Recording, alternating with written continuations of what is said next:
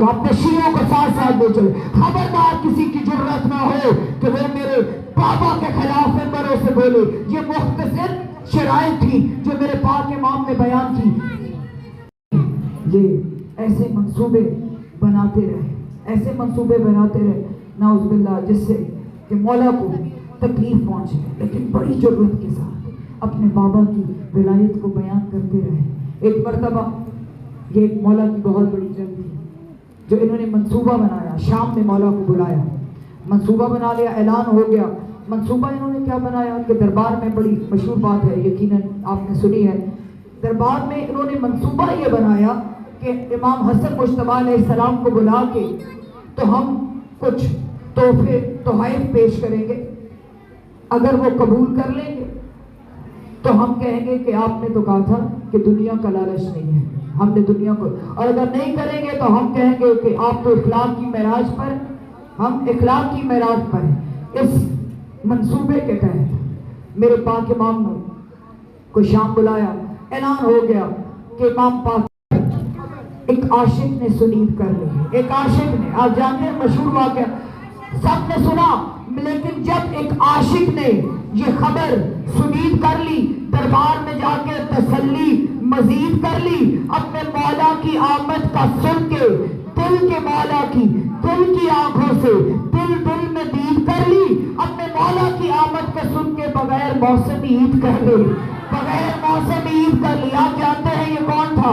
یہ موچی تھا. آپ سب کون یہ ہے؟ نئی بات تو ہے نہیں، بڑی مشہور بات ہے. یہ موچی تھا، جوتیاں بنانے کا کام کرتا تھا، لگا کے علی کا نعرہ اپنی ماں کو سلام کرتا ہے. جی لگا کے علی کا نعرہ، جوتیاں بنانے کا کام کرتا تھا، لگا کے علی کا نعرہ اپنی ماں کو سلام کرتا. اس نے جب سنا، آپ سب جانتے ہیں بڑی مشہور بات ہے، لیکن جو پوائنٹ بتانا چاہتی ہوں، آ کے اس نے جائے نماز بچھایا، وضو کیا، چمڑا تھا اس کو پاک کیا، ایک ٹانکا جوتی کو لگاتا تھا، ایک سجدہ، ایک ٹانکا لگاتا ایک سجدہ کرتا، ایک ٹانکا لگاتا ایک سجدہ کرتا.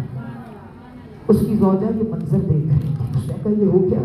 ایک ٹانکا ایک سجدہ، ایک ٹانکا. وہ قریب آئی، اس نے پوچھا یہ جوتیاں تو بہت سیتے ہو، یہ آج یہ کیا ہو رہا ہے؟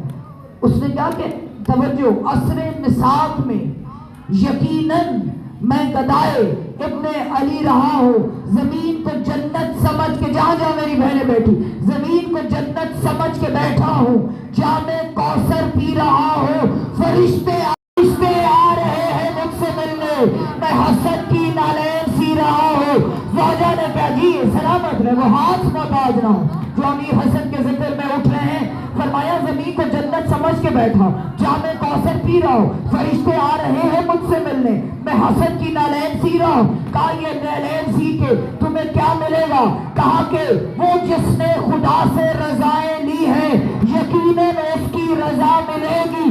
حسن سے جو بھی ملے گا لوں گا، زہرا کی بھی دعا ملے. جی سلامت ہے یا علی، یقیناً اس کی رضا ملے گی. حسن سے جو بھی ملے گا لوں گا، زہرا کی بھی دعا ملے گی.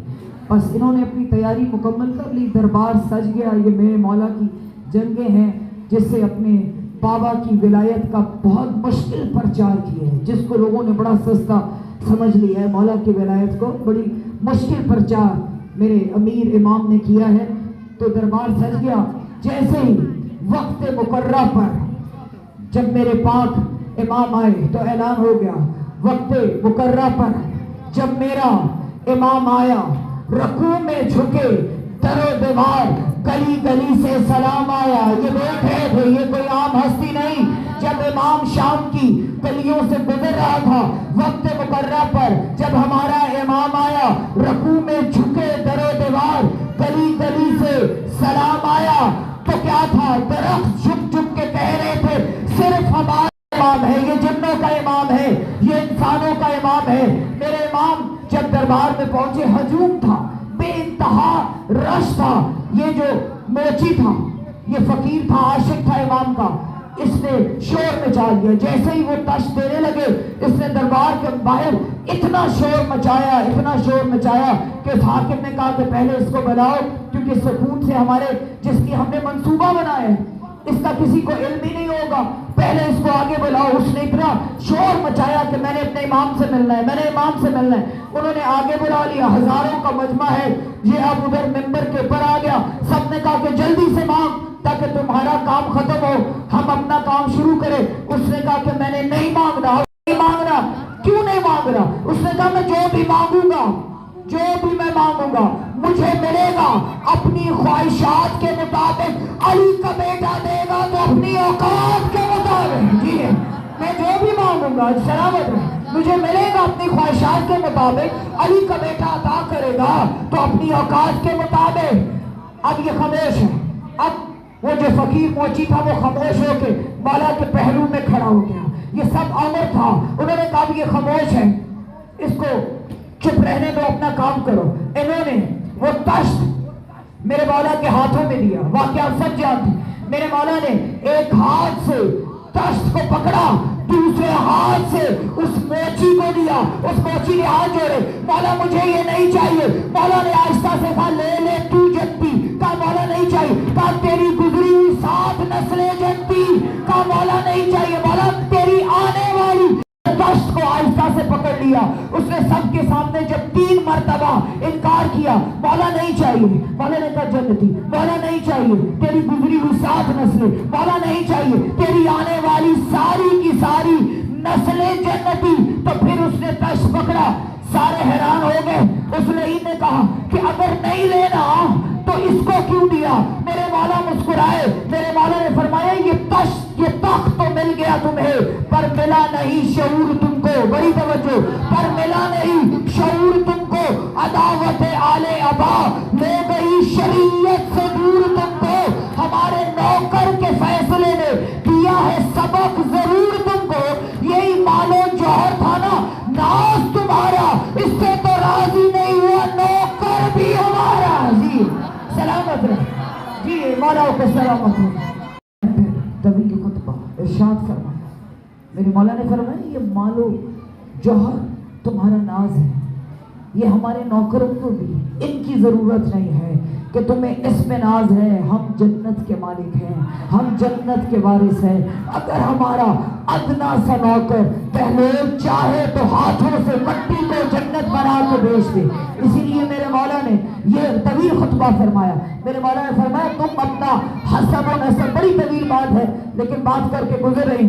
میرے مولا نے فرمایا تھا کہ تم کس پہ ناز کرتے ہو کہ میں اپنا نسب شروع ہو جاتا ہوں حوا سے لے کر اپنی پاک ماں تک. میں اپنی ایک ایک ماں کی عصمت بتاتا ہوں, ممبر پہ بتاتا ہوں. تم میں جرت ہے تو کسی کے کان میں اپنی ماں کا کردار بتاؤ. میں وہ اس علی کا بیٹا ہوں. جی فرمایا میرا نانا نبیوں کا سلطان ہے, میرا بابا ولی. ابھی جو بچی نے بات کی ہے, دیکھیں یہ جو ربائیاں جو اشعار ہوتے ہیں یہ تاریخ پر مبنی ہوتے ہیں. بات کرنی نہیں تھی لیکن جو بات بچی نے کی ہے کہ جو چاہے مرد, یہ باقاعدہ مولا کا ایک بہت بڑا معجزہ ہے.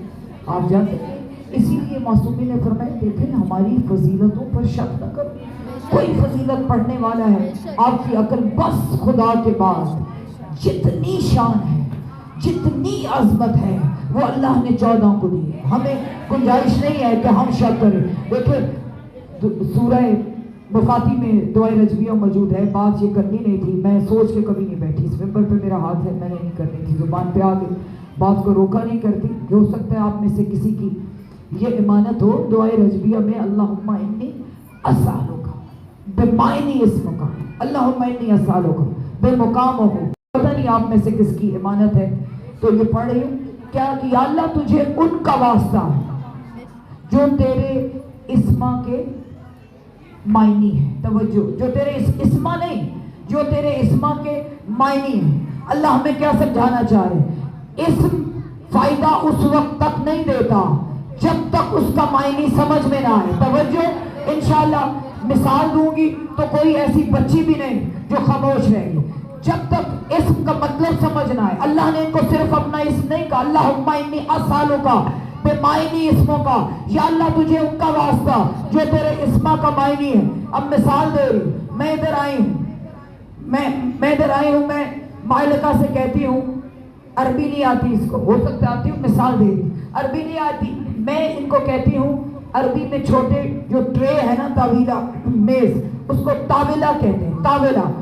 اب میں آئی ہوں، اوقات کیا ہے کہ ہم پڑھائیں، جبکہ حدیث میں اللہ نے فیصلہ کر دیا ہے، حضور نے بتا دیا کہ کوئی ان کو جانتا ہی نہیں، پڑھاتا تو وہ ہے جو جانتا ہو، ہم تو ان کو جانتے ہی نہیں، پھر پڑھانے کا مطلب کیا ہے؟ کیا فرمایا حضور نے؟ فرمایا کہ کوئی لم یعرف اللہ الا انا والی، لم یعرفنی الا اللہ ولی، لم یعرف علی الا انا واللہ۔